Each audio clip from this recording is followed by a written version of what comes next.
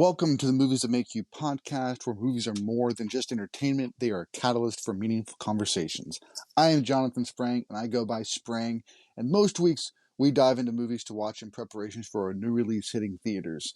We don't just stop there. We explore the morals, the deeper ideas, and the life lessons that these films offer. Today, we're prepping for the Teenage Mutant Ninja Turtles show that's showing on Paramount Plus starting this Friday. So we're going to be talking about the 90s Teenage Mutant Ninja Turtles live action film, as well as the animated movie from last year, Teenage Mutant Ninja Turtles Mutant Mayhem. We'll discuss the plot, the themes, and share what we can learn about life from these. So it's not just about watching movies, it's about what we can learn from them and how we can teach each other, and how these movies can teach us to be better people and see the world differently and even spark meaningful conversations. You can follow our movie journey and the conversation at Instagram at Movies That Make You. And you can also check out all of our lists on Letterboxd at I Am Sprang. Right there, we'll have the movies that make you laugh, the movies that make you cry, the movies that make you scream. We've got a bunch of lists out there tied to the theme of the movies that make you ... And this episode will definitely be the movies that make you feel. There is a lot of feeling and heart behind these movies, even if they are about turtles that became mutants and fight bad guys using martial arts. So we hope that you'll join us on our Instagram and follow us on Letterboxd to see what movies we're watching, and also check out our list and see if anything inspires you to watch later. We love hearing from you, so please drop us a message and let us know what movies that you've watched that have made an impact in your life.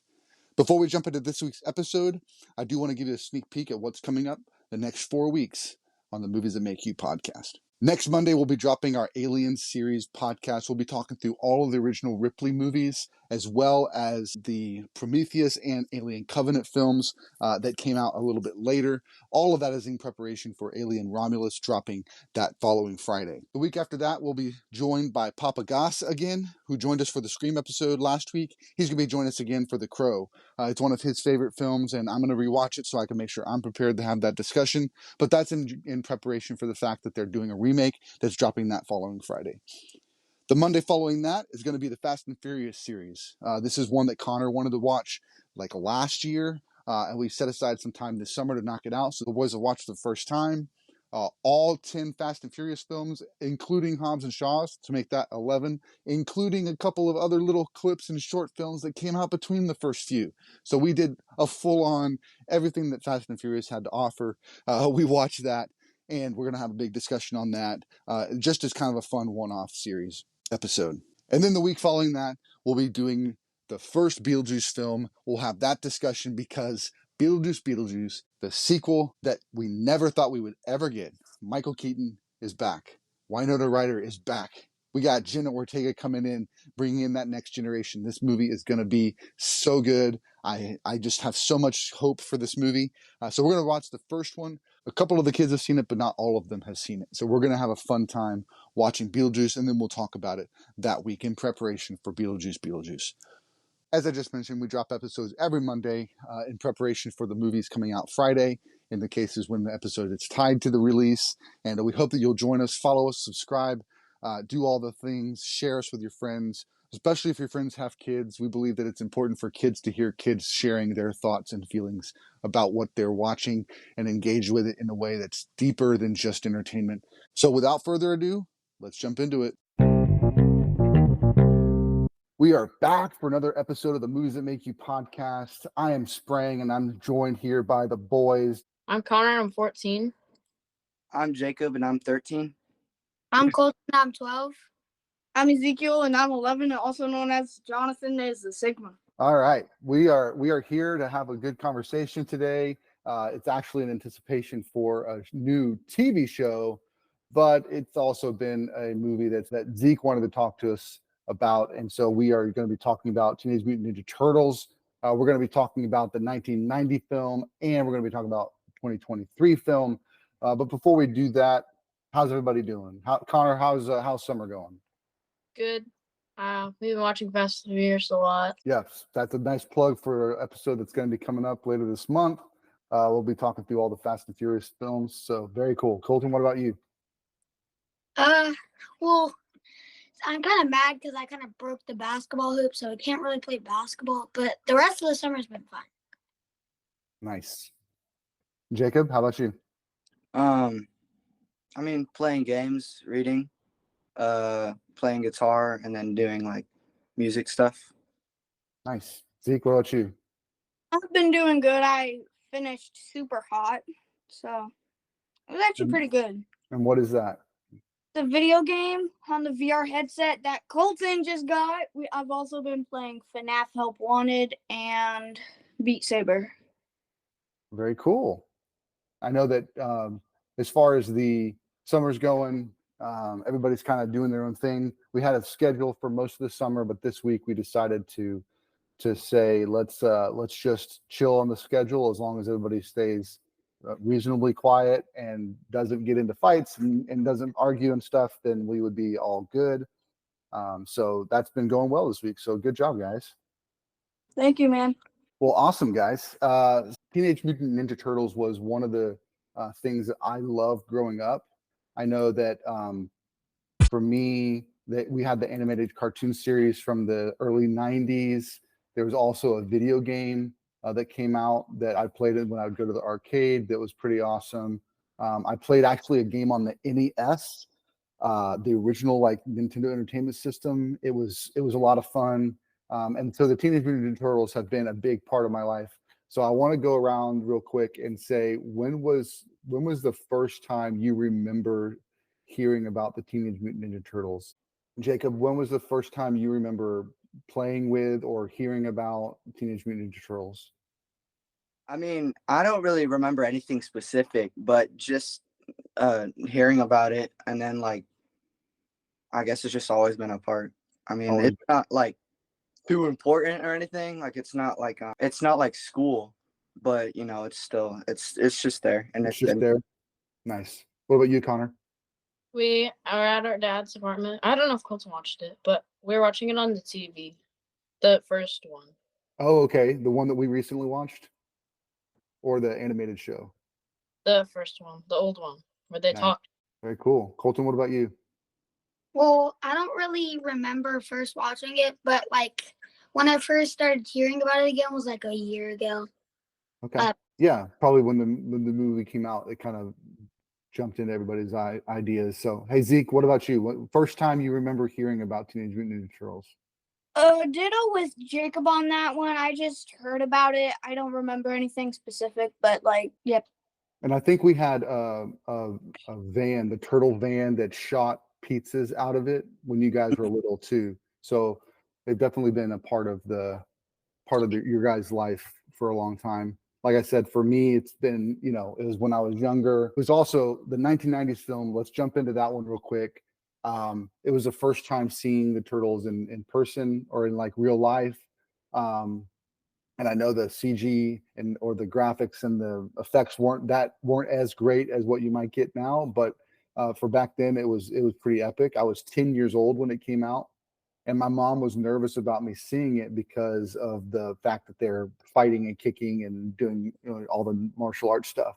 So so she didn't necessarily want me to go see it, but she went ahead and allowed me to go see it. And I just remember from the trailer to seeing it in the theater, and then the biggest thing walking out of that was the final credits had the ninja rap, and it was like I memorized the whole thing when I was 10 years old and would rap it all the time. So I know you guys were done with the movie when the credits were going, so you didn't get to hear the awesomeness that was the ninja rap. But we'll man. Play for us.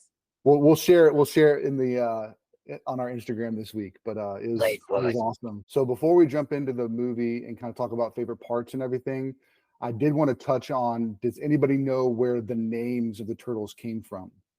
Raise your hand. All right, so Connor and Jacob. Connor go first.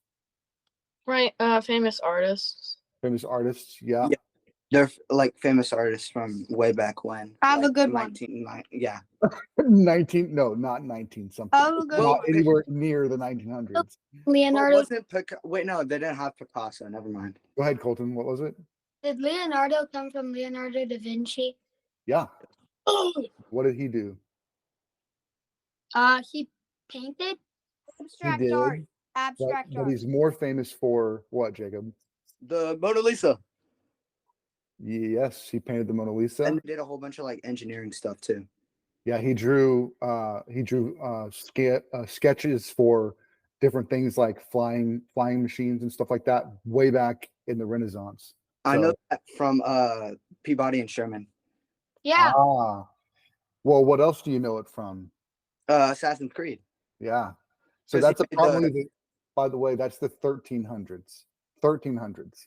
1300s. 1300s. That's how long ago the Renaissance was.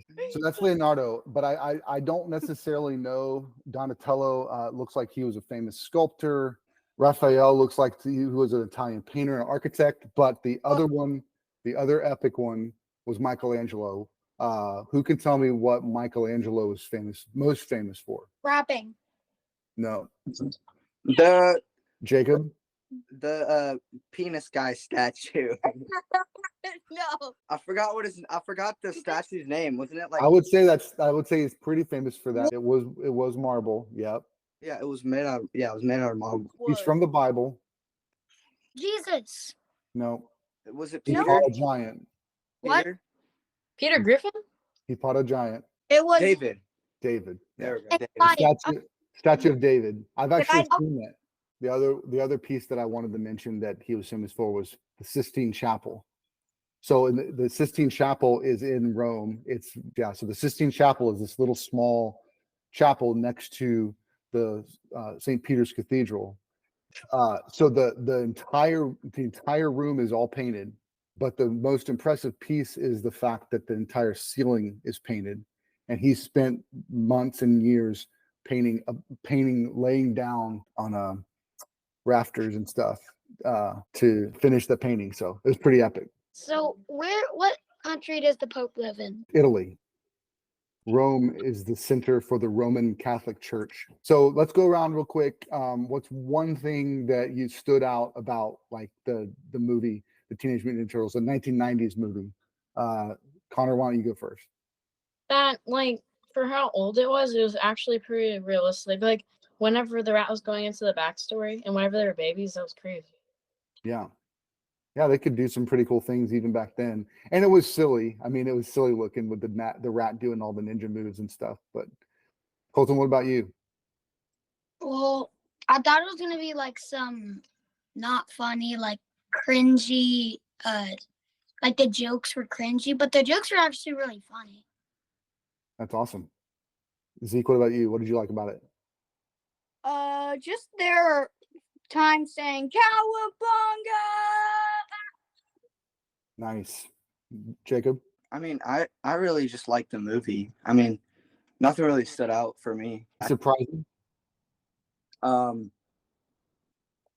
mean, I think we've seen it before, right? Mm-hmm. So I mean, there's not really surprises. They said "Cowabunga" at the end. That was pretty cool.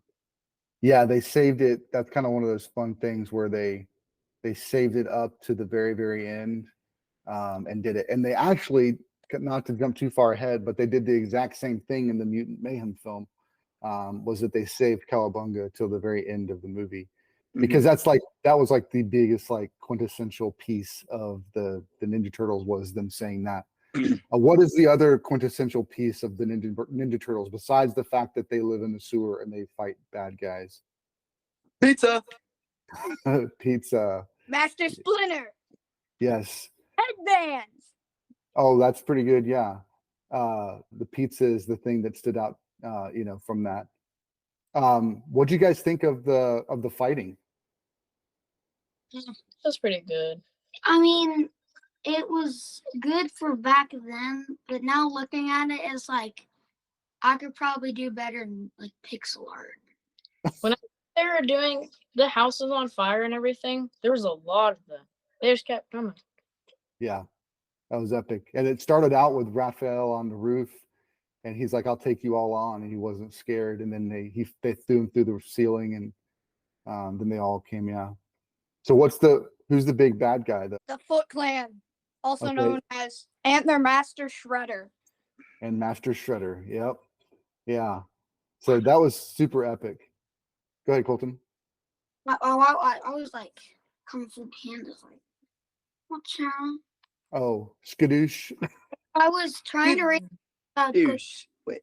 No, it's like this. Yes, skadoosh. So what would you say, what'd you think of the costume for Shredder? I thought it looked like Darth Vader. Kind of thought it looked like a toenail clipper. Like because of all the shredders. I thought his like weird curve on his helmet looked like carbon fiber. It was definitely kind of made out to be like the samurai helmet. And that's probably why you're getting the Darth Vader vibe, because they patterned Darth Vader's helmet off of samurai helmets also. Cool. So let's do favorite part of the movie. Colton, why don't you go first? I don't really have a favorite part.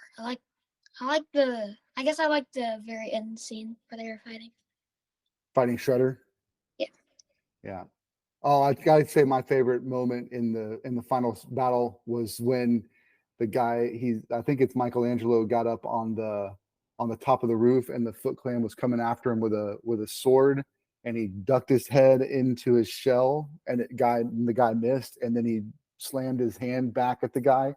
That for me was the one that got my attention from the trailer all the way through to seeing the movie. It didn't disappoint. It was pretty epic. What about you, Connor? Did you have a favorite moment? Showing them how they were made. Yeah. Looks pretty cool. Yeah, very cool. Jacob, what about you? Anytime they ate pizza, because I'm hungry. Just say dinner. Yeah, seriously. Ditto with Jacob, because we can't have pizza because Colton got braces. Oh, I can have pizza, bro. It'll hurt. It'll hurt, buddy. It's gonna hurt. But I wish we had pizza. What's another thing, Zeke? What's another thing you liked about the movie? What about April O'Neil? Is she cool? Yeah, she was cool. So yeah, so that's a little bit about the movie. So let's go ahead and go around and rate the movie. What you think? Colton, why don't you go first? 3.5. Okay. 4. Okay. I'd give it a 4.5. I mean, how would Splinter contact them if he wasn't dead? I mean, that's the only zinger for me. I don't like it. It's giving a 4.5. Even though that part.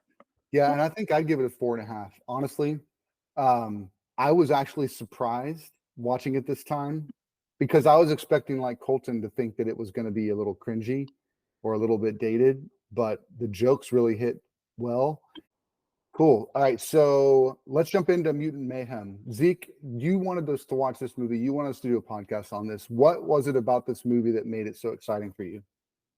Just the animation, and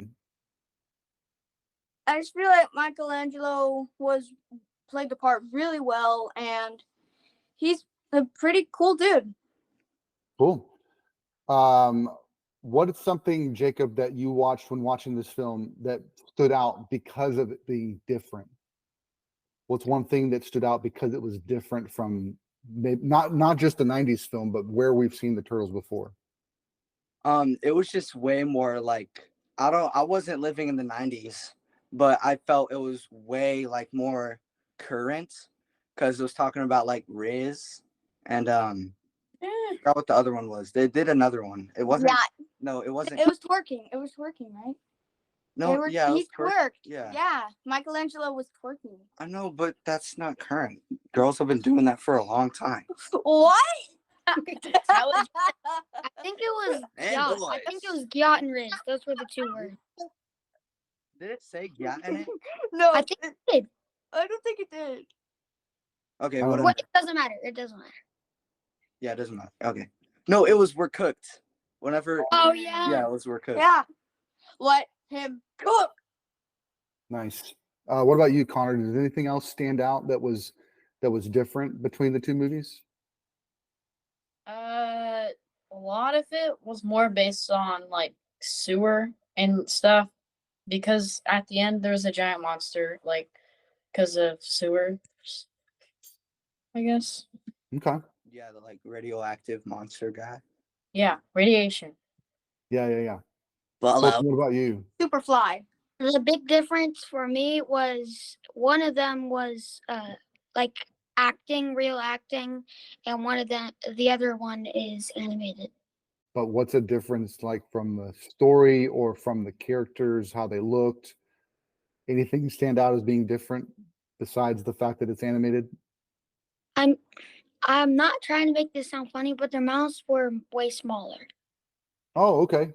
That's interesting. So for me, a couple of things that stood out were, well, it was 100% based in high school, which is like, what is it? It's supposed to be, right? Teenage Mutant Ninja Turtles. But I think even as a kid, because I was younger, I was 10 years old when it came out. I wasn't thinking that they were just all grown up. And in the original film, April O'Neil is like a working woman reporter. And even in the animated series, she's a working reporter that meets these Teenage Mutant Ninja Turtles and is like helping them solve crimes or whatever like that. And so I think the big standout for me, one of them was that April O'Neil was in high school just like they were in high school. I thought that was a really interesting twist. The other twist I thought was cool was that they looked different from each other. So in every iteration of the Turtles, they've always had the same size and shape, partly because that makes it easy in animation because you just don't have to like think through like changes or whatever, which turtle's doing what, you're just drawing. And I think also for the costumes in the live action ones, it was easier to just keep them the same size. Even they actually had some CG versions of the Turtles just a few years ago. They had like Megan Fox and Johnny Knoxville and folks like that in it. And even they had pretty much the same size. In this one, Raphael was bigger than all the other guys. Donatello was really skinny. And I thought it was kind of cool just to see them try and take it a little bit differently and give them their own, not just their own personality, but their own style. Like Raphael didn't have a headband; he had like a do-rag, like it covered up his face and his head and all that stuff. So I liked the choices that they made about changing the look of each of the characters. What was the main point of the film? What was the main gist beyond just like what happened in the film? What would you say was the main point, the main motivation in the film? I have a good answer. Okay. Sometimes people are just different, and it's just a really good example for how people should react if there were like mutants inside their school. Like they should be welcoming and hope they don't kill them. because that's what we all expect, right? For mutants to kill us. Yeah, I can understand that. Yeah. So yeah, I like that. So take that another step further, Jacob, because I think that is the main gist of the film. Mm-hmm. What are the turtles trying to do the whole time? They're trying to like be a human, and it's not really like easy to do that. And you're not gonna get true friends because you're pretending to be a human. You just have to like be yourself. Yeah, Colton, what were you gonna say? I was gonna say they're trying to fit in and like be the heroes. Yeah, like Splinter's trying to protect them by keeping them in the sewer and making sure that they don't, get out there because he's experienced humans as being mean to him. So he's expecting them to treat the turtles the same way. So he's trying to protect them. Then he realizes he can't. And so then what's crazy to me, the crazy twist for me was what happened, Connor, when they actually meet the bad guys for the first time. They like did all this setup. They track down the bad guy. Superfly shows up with his entourage. They get out of the van, and then like what happens? Do you remember? Whenever they get out of the van, they're really welcoming. Yeah, like the bad guy's like, "Oh, what's up, guys? How's it going?" And they're like, "Welcome them in." And I think that's a point that the writers are trying to say to a certain extent is like how we treat people, how we accept people can make people be good or it can make them be bad. Because if you're accepted by the folks that are doing the bad stuff, what are you going to do? Go ahead, Jacob. You're going to do bad stuff. And I think another point is, like what you were saying is surround yourself with good people because they'll influence you in better ways. Yeah. And kind of taking that on the flip side is be a person, be a good person and accept everyone so that they will want to be around you, because then you can help them know what it means to be good, and you can be, they can find their people with the good folks. So real life examples. I have a friend of mine that was in high school, and he really didn't have a whole bunch of friends. Like when he showed up on the scene, he showed up to play a sport, did really well, but because he was so good, he really was kind of shunned by the rest of the athletes because he was the new kid and he was taking all the accolades for the team. And so the real people that treated him fairly and treated him kindly were the people that were smoking. Now, that it's not necessarily something that we want to promote, is going and smoking pot, on school premises and stuff like that, because that's illegal. But it was the potheads that actually treated them kindly.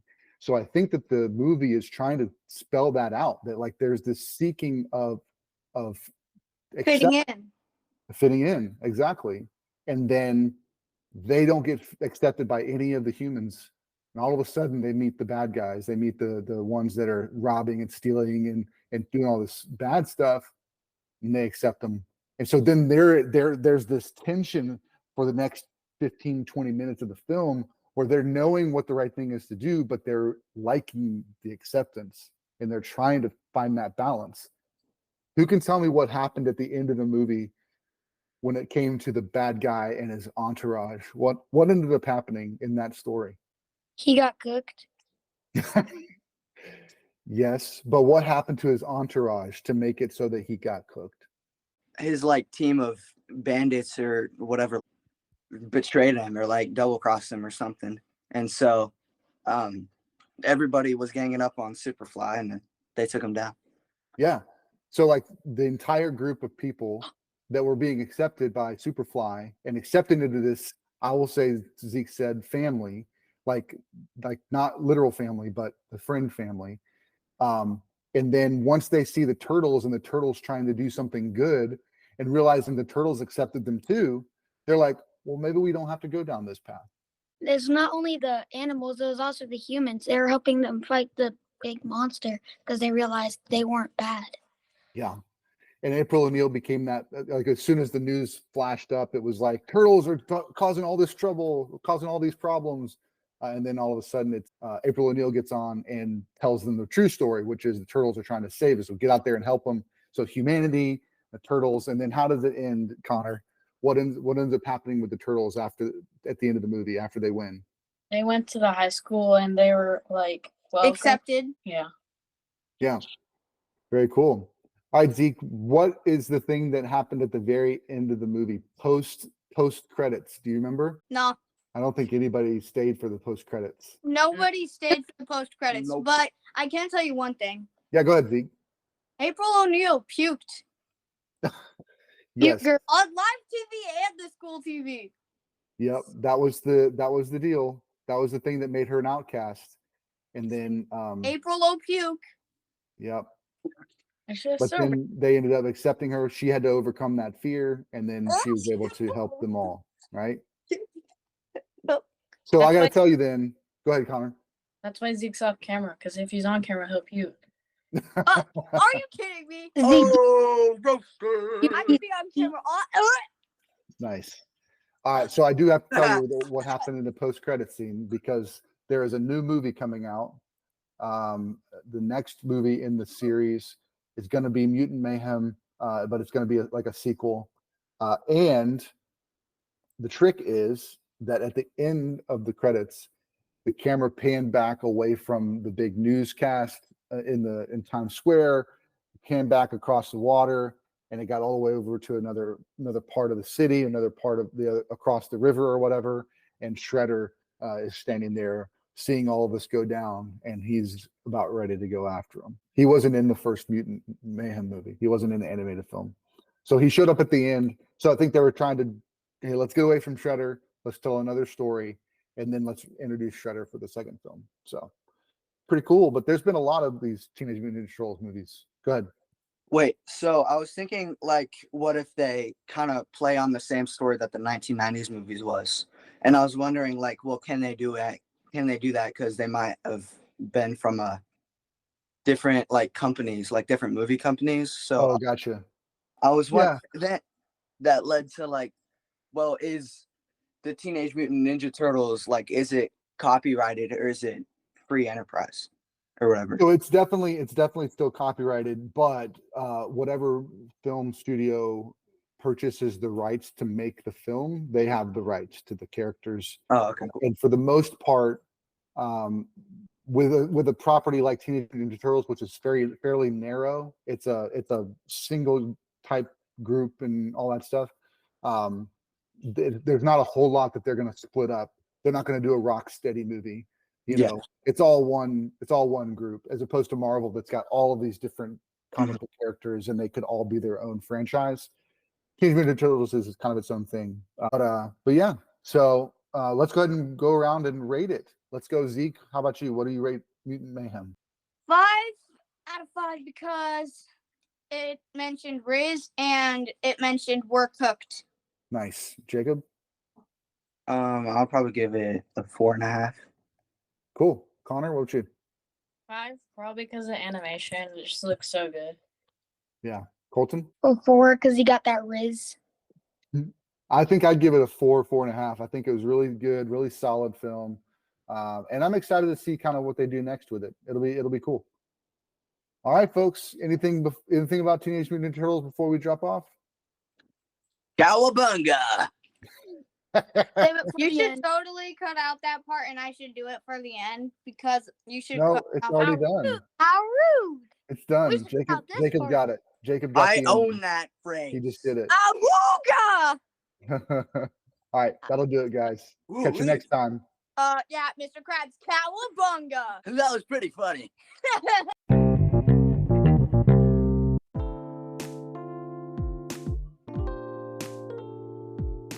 Thanks so much for listening to the Movies That Make You podcast, where movies are a catalyst for meaningful conversations. We hope that you'll give us a like, a share. Let us know you were here over at our Instagram at Movies That Make You. And don't forget to subscribe so you never miss an episode. So until next time, keep watching movies.